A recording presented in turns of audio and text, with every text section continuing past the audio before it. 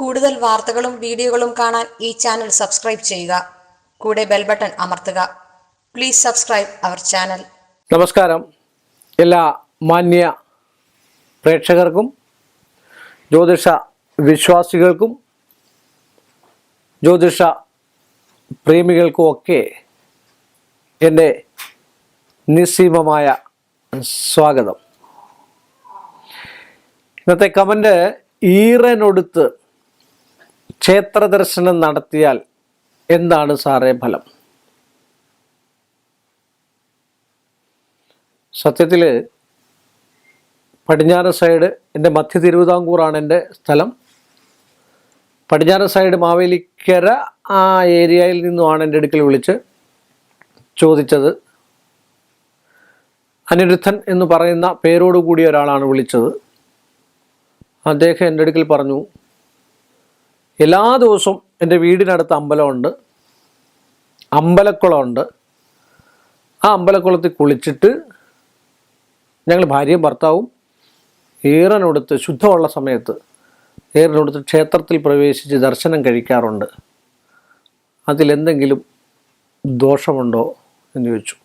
ഏറ്റവും അത്യുത്തമമാണ് ഈറനൊടുത്ത് ക്ഷേത്രത്തിൽ കയറി പ്രവേശനം നടത്തി ഭഗവാനെ തൊഴുതെന്ന് പറഞ്ഞാൽ അത്യുത്തമമാണ്. ആ കുടുംബത്തിന് ഐശ്വര്യവും സമ്പൽ സമൃദ്ധിയും ഉണ്ടാകാനായി ഏറ്റവും ഉത്തമമാണ്.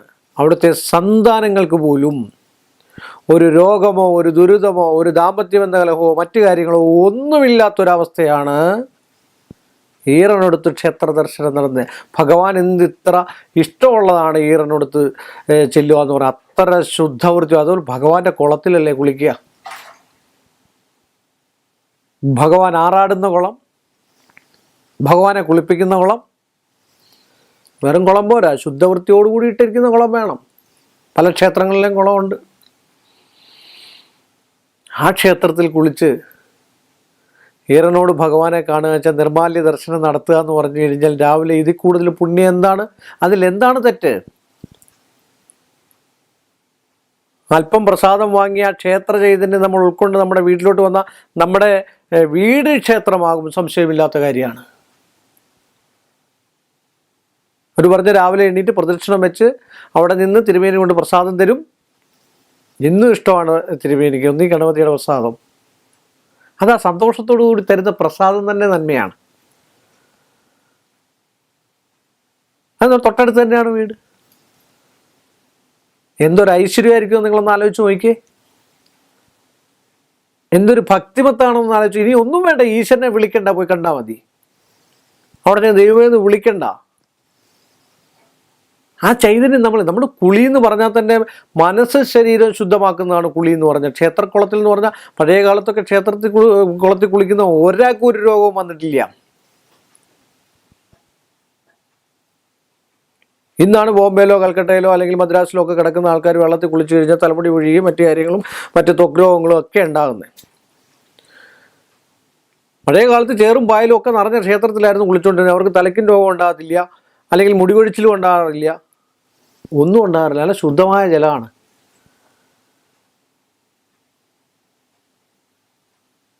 ഒരു പകർച്ചവ്യാധിയും ഉണ്ടായിട്ടില്ല,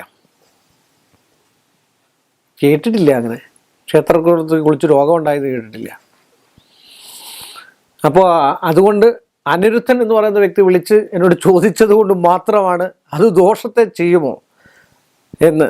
എന്തെങ്കിലും കണ്ടകശനിയോ ഏഴരശനിയുടെ ബന്ധം ഉണ്ടായിരിക്കാൻ പുള്ളിക്ക് ഒറ്റൊരു ചോദ്യം എന്നോട് ചോദിച്ചുള്ളൂ.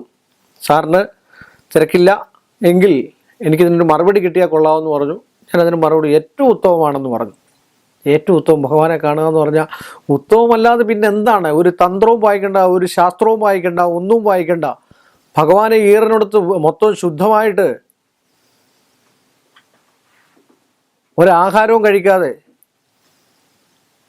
വയറ് ശുദ്ധം, രാവിലത്തെ ശോച്യാവസ്ഥയെല്ലാം കഴിഞ്ഞിട്ട് ശരീരശുദ്ധം, മനസ്സ് ശുദ്ധം, ബ്ലഡ് സർക്കുലേഷനൊക്കെ നല്ലതായിട്ടിരിക്കുന്ന സമയമാണ്. അവിടെ രാവിലെ നിർമാല്യം തൊഴുവാൻ എല്ലാ വിളക്കും എല്ലാം കത്തിച്ച് നല്ല ഭഗവാൻ നല്ല ഇതായിട്ടിരിക്കുന്ന സമയത്ത് നമ്മുടെ ഭഗവാന്റെ ചൈതന്യാവസ്ഥ, അവിടുത്തെ ആ പോസിറ്റീവ് എനർജി നമ്മളിൽ കിട്ടുക എന്ന് പറഞ്ഞു കഴിഞ്ഞാൽ മോശ? ഒരിക്കലുമല്ല.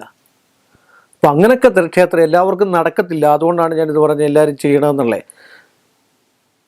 നിത്യവും ചെയ്തു കഴിഞ്ഞാൽ അത്യുത്തമമാണ്. രോഗദുരിതങ്ങൾ, ഐശ്വര്യം, കുടുംബ സ്വസ്ഥത ഇതൊക്കെ കിട്ടാൻ ഏറ്റവും ഉത്തമമാണെന്ന് പറഞ്ഞുകൊണ്ട് ഈ ഒരു എപ്പിസോഡ് ഞാനിവിടെ വൈൻഡപ്പ് ചെയ്യുന്നു. വീണ്ടും നമ്മൾ തമ്മിൽ കാണുന്നത് വരെ എല്ലാ മാന്യ പ്രേക്ഷകർക്കും എൻ്റെ വിനീതമായ നമസ്കാരം.